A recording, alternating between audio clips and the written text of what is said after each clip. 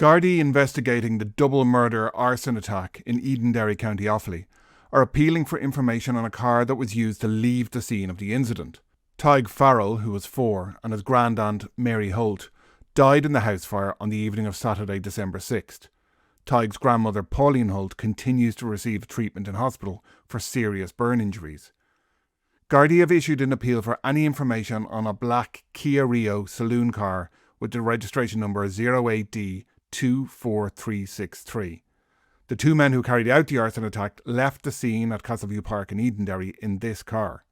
It was recovered burnt out in Tipperary East in Naas, County Kildare, in the early hours of Sunday, December 7th. The team carrying out the investigation are satisfied that the previous registered owners of the car are not in any way involved with the attack.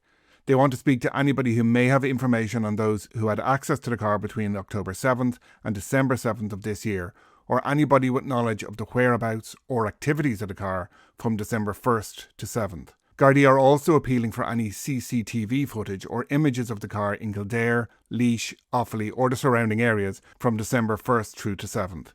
An appeal for information on the arson attack continues, with a murder investigation being coordinated from an incident room at Tullamore Garda Station under the direction of senior investigating officers. Anybody with information can contact the investigations team in confidence via the Garda confidential line on 1800 666 111. The team can also be contacted at the incident room in Tullamore Garda Station or at any Garda Station, particularly the Edenderry Garda Station.